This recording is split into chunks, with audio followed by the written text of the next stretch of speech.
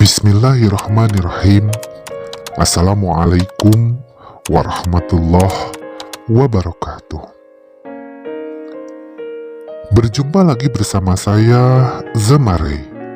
Masih dalam video kisah nyata kehidupan saya yang bertajuk Tuhan Tidak Pernah Iseng. Di video ini, saya akan ceritakan kelanjutan dari video sebelumnya. Ketika saya pada akhirnya divonis mengidap penyakit kanker darah atau leukemia. Dunia bagi saya saat itu seakan sudah runtuh. Harapan tinggal sejengkal. Dan hidup saya benar-benar sudah tak bermakna, oleh karena setiap harinya harus menderita sekujur badan.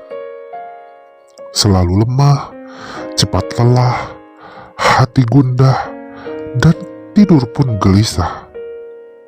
Sehingga menambah buruk keadaan.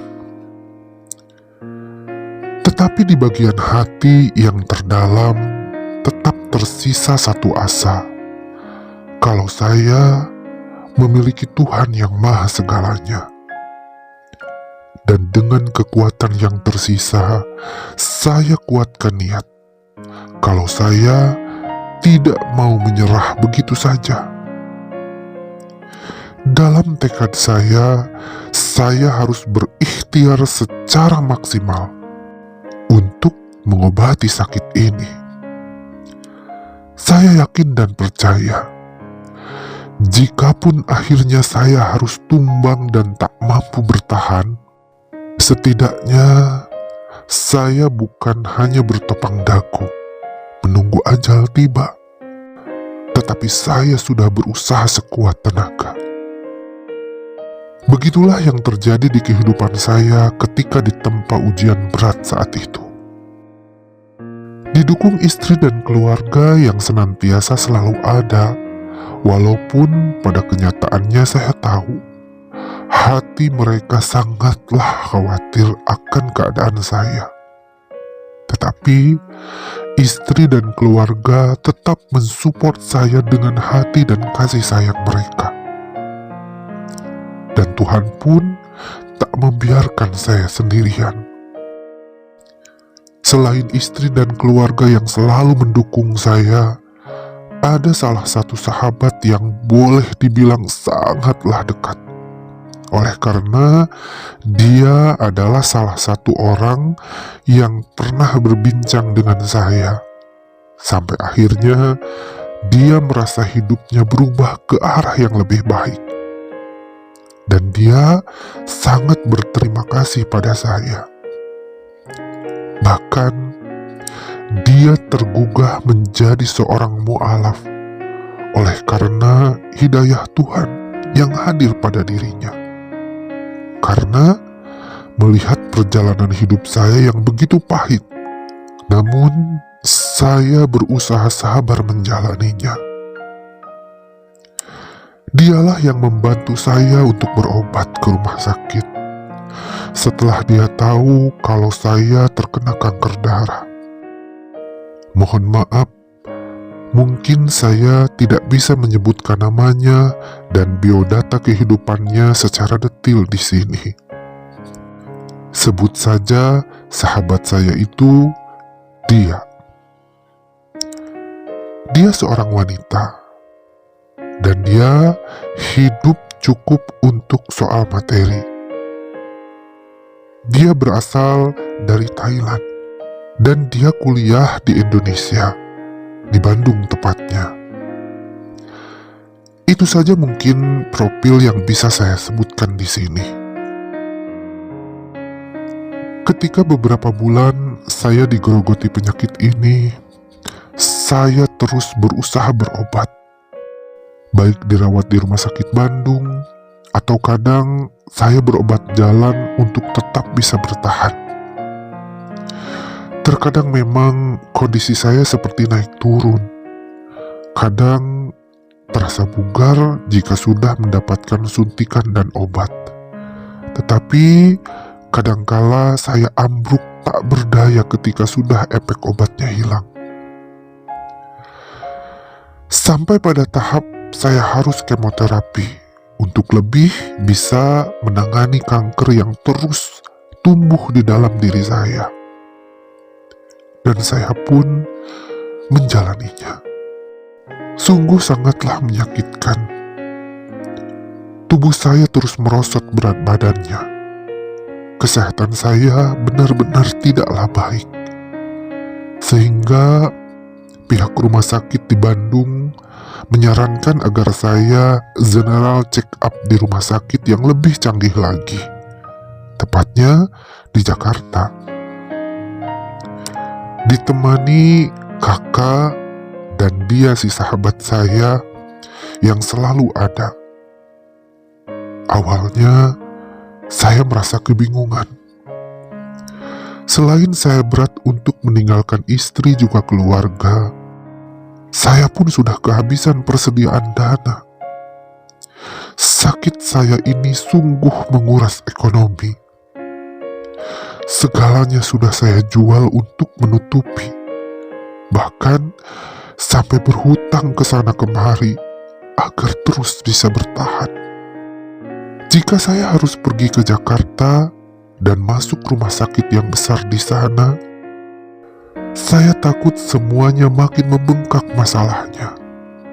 Untuk itu, saya pun menolak dengan mengatakan kalau saya hanya bisa pasrah saja pada keadaan, apapun resikonya. Tetapi kembali, dia, sahabat saya yang begitu baik, mengatakan, "Kang, uang bisa dicari, sedangkan kesehatan Akang itu lebih penting. Akang banyak yang menunggu, banyak yang membutuhkan Akang. Biarlah semua biaya saya yang nanggung, asal Akang siap menjalani perjuangan ikhtiar ini." Begitulah kata dia, sahabat yang baik. Kalimat dia sungguh tulus dan membuat saya kembali semangat di saat lemah dan lelah ini. Berat sebenarnya saya mengiyakan, karena saya sangat malu membebani dia yang begitu baik. Tapi dia sungguh-sungguh ingin melihat saya sehat, sehingga saya pun akhirnya menerima kebaikan dia untuk satu kata, sehat. Pada keesokan harinya, berdasarkan rujukan dari Rumah Sakit Bandung, saya pun berangkat ke rumah sakit besar di Jakarta. Dan segala prosedur langsung dilakukan. Pengecekan menyeluruh tubuh saya dan tek-tek bengek perihal soal kesehatan semua diulas. Dan pada akhirnya, saya harus melalui rawat inap 3 hari, sambil menunggu hasil analisis akhir para ahli di Rumah Sakit Jakarta. Saya ke Jakarta ditemani kakak kedua saya, bersama dia, sahabat saya. Di tengah perawatan itu, kakak saya yang melayani saya, karena dia sahabat saya seorang wanita dan tidak begitu berani ataupun segan untuk mengurus saya. Dia menginap di hotel dekat dengan rumah sakit, sehingga bisa selalu mengontrol keadaan saya. Betapa mulianya dia yang mau mengorbankan waktu juga hartanya untuk saya. Dan saya hanya bisa berdoa, semoga Allah membalas segala kebaikan dia. Saya juga tetap mengabari keluarga di rumah, terutama istri yang sepertinya sangatlah khawatir kepada saya. Dan saya sangat gembira, istri saya tetap mendukung saya, walaupun saya harus ditemani dia sahabat saya, Sinar percaya kalau sahabat saya itu adalah wanita baik-baik. Setelah hari ketiga, saya kembali melewati serangkaian pemeriksaan. Dan hasil akhir dari penelitian pun diungkapkan di hadapan saya, kakak saya, juga dia sahabat saya. Dokter mengatakan kalau kanker saya sudah mencapai stadium 3. Dan dokter dengan berat hati mengatakan kalau saya hanya bisa bertahan 3 bulan saja jika tidak segera mengambil tindakan pengobatan lebih intensif lagi. Dia, sahabat saya, kakak saya, dan saya sendiri pun sangatlah kaget. Kesedihan langsung menyelimuti diri ini. Pesimis akan sehat menyerbu hati tiada bisa dihentikan. Dan saya terisak dalam kesesakan dada. Dokter pun menyarankan untuk saya agar bisa memperbaiki kesehatan. Hendaknya saya melakukan cuci darah. Dan dia sahabat saya menyanggupi semua biayanya. Sehingga saya pun melakukan cuci darah hari itu juga. Setelah melakukan cuci darah, tubuh saya cukup terasa segar. Seakan semua pegal-pegal dan sesak di tubuh ini hilang. Sehingga saya diperbolehkan pulang ke rumah hari itu juga. Saya tidak mau membuat keluarga di Bandung semakin khawatir. Dan akhirnya, saya pun pulang. Sesampainya di rumah, saya benar-benar merasakan tubuh saya segar. Dan ketika pagi hari, tubuh ini makin fresh untuk pertama kalinya selama saya sakit. Saya bisa tidur pulas, makan juga enak, dan saya pun kembali melaksanakan aktivitas seperti biasa walaupun dibatasi. Dalam kesempatan ibadah, saya terus berdoa memohon segala kesembuhan kepada Allah Subhanahu wa Ta'ala. Dan tak lupa, saya menghaturkan rasa syukur atas semua pertolongan Dia, sahabat baik saya, dan saya mendoakan segala kebaikan untuk Dia. Beberapa waktu berlalu, saya terus berjuang ikhtiar. Ditemani dia sahabat saya dan kakak saya yang satu lagi, saya pun bolak-balik ke Bandung dan Jakarta untuk pengobatan. Entah itu kemoterapi ataupun cuci darah, dan rumah sakit Jakarta benar-benar intensif memeriksa saya. Dari urin saya, ludah, darah, semua diambil sampelnya. Saya hanya pasrah melaksanakan itu semua dengan harapan kesembuhan. Dan kembali, yang menanggung biaya segalanya adalah Dia. Dia benar-benar memberikan biaya untuk saya tanpa ada limit. Masya Allah, sungguh luar biasa sahabat saya. Bahkan ketika penelitian lain dari rumah sakit diterima, saya disarankan untuk pengobatan ke Singapura, ke Saint Elizabeth Hospital tepatnya. Betapa kagetnya saya, dari mana saya harus membiayai itu semua. Dan saya pun tak pernah terbayangkan kalau harus ke luar negeri. Tuhan memberikan dia sahabat saya yang sangat baik. Dan dia menyanggupi segalanya. Saya dibuatkan paspor, dibayarkan biaya detil apapun. Dan dia mengatakan, "Aku hanya ingin Kang Ray sehat. Aku ikhlas. Anggap saja ini balasan Tuhan yang sudah membuat Kang Ray bisa membantu saya menemukan jalan kebaikan."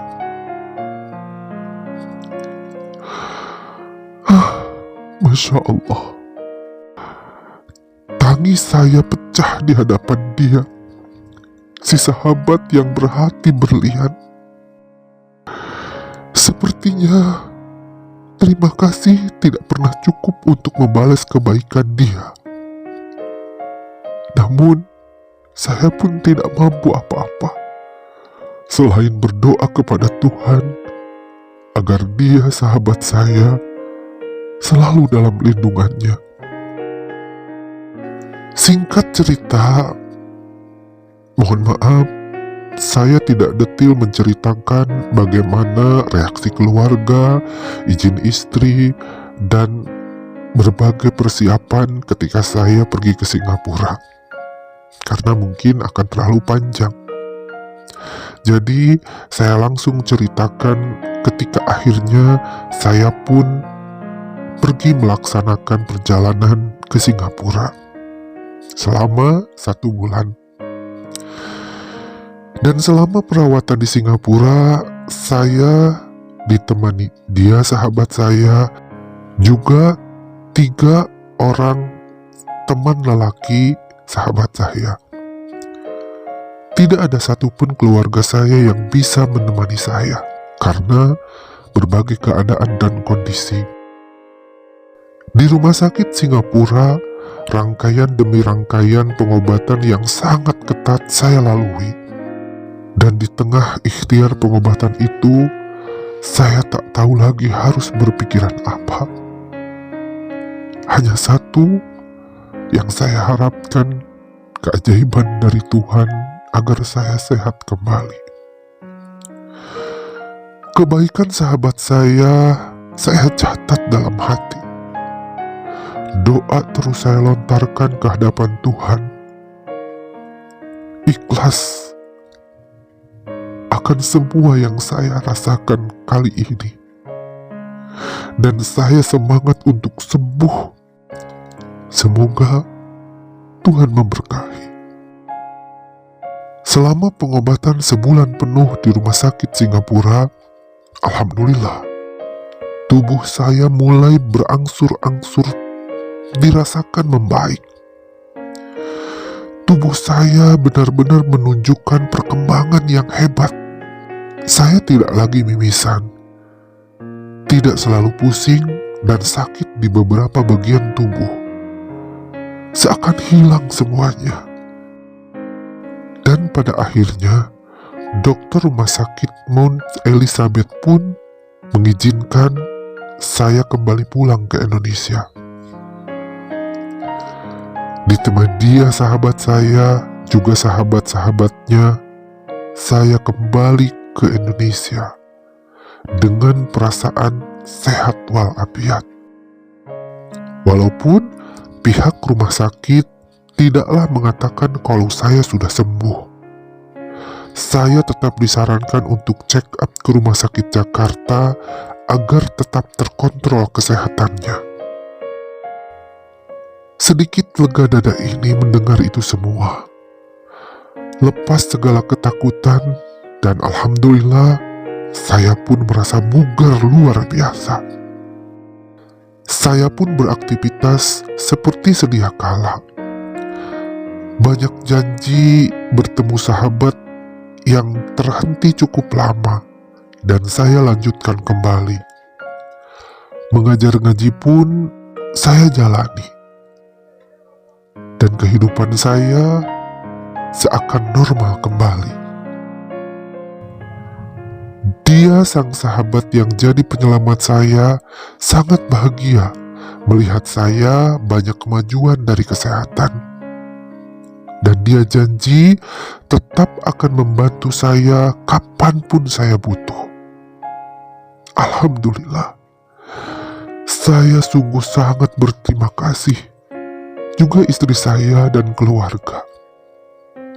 Walaupun di tengah bahagia itu, saya mendengar kabar kalau akhirnya dia, sahabat saya, harus segera kembali ke Thailand dan menetap di sana, oleh karena sudah habis masa tinggal dan orang tuanya butuh dia di negaranya.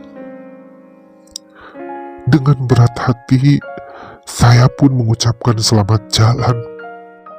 Rasa terima kasih yang teramat banyak saya haturkan.